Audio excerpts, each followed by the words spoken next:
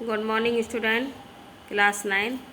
हम आपको आज स्मृति चैप्टर के दूसरा पैराग्राफ करा रहे हैं। देखिए, यहाँ पर भी आपको क्वेश्चन के हिसाब से ही आंसर देने हैं। तो जैसे इसका पहला क्वेश्चन है, पाठ के गद्यांश के पाठ और लेखक का नाम लिखिए। तो देखिए, आपको पता है कि ये गद्यांश जो है स्मृति चैप्टर का है, तो पाठ का नाम हो गया स्मृति और लेखक का नाम हो गया श्री राम शर्मा। दूसरा प्रश्न है, इसमें रेखांकित अंश की व्याख्या कीजिए। तो देखिए, रेखांकित अंश की व्याख्या करते हैं हम। तो रेखांकित अंश में आपकी वहीं से आएगी निराशा। निराशा से आएगी कि निराशा से पिटने, निराशा पिटने के भय और उद्वेग से रोने का उफान आता था। अब देखिए, इसमें क्या है कि लेखक जो था वह पत्रों को प्राप्त नहीं कर पा रहा था, तो पत्रों के ना पाने की निराशा थी उसे, ठीक है।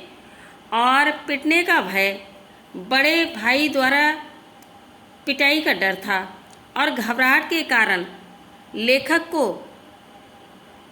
की जो स्थिति ठीक चूल्हे पर रखी पतीली की भांति थी, मतलब उसके समान थी। क्योंकि जिस प्रकार से पतीली रखी होती है तो पतीली में उफान आता, उसी प्रकार से उनका रोने का भी उफान आ रहा था।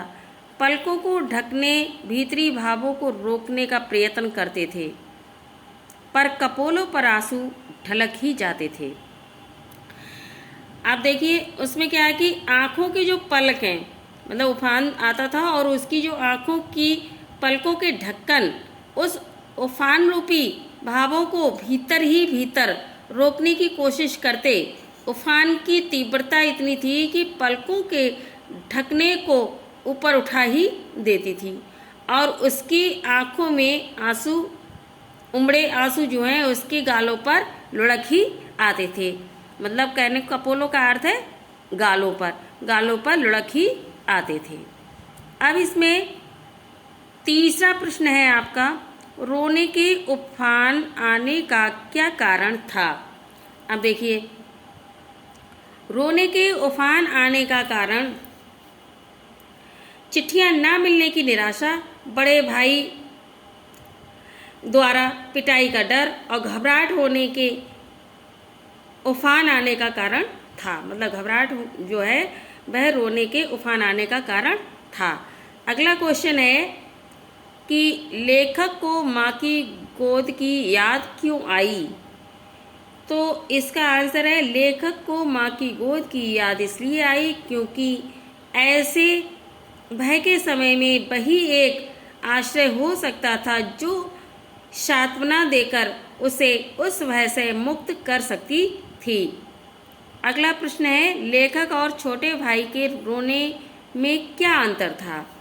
तो लेखक चुपचाप रोता था, उसकी आंखों में रह रहकर आंसू उमड़कर उसके गालों पर लुढ़क जाते थे, किंतु छोटा भाई दहाड़े मार मार कर जोर जोर से रोता था।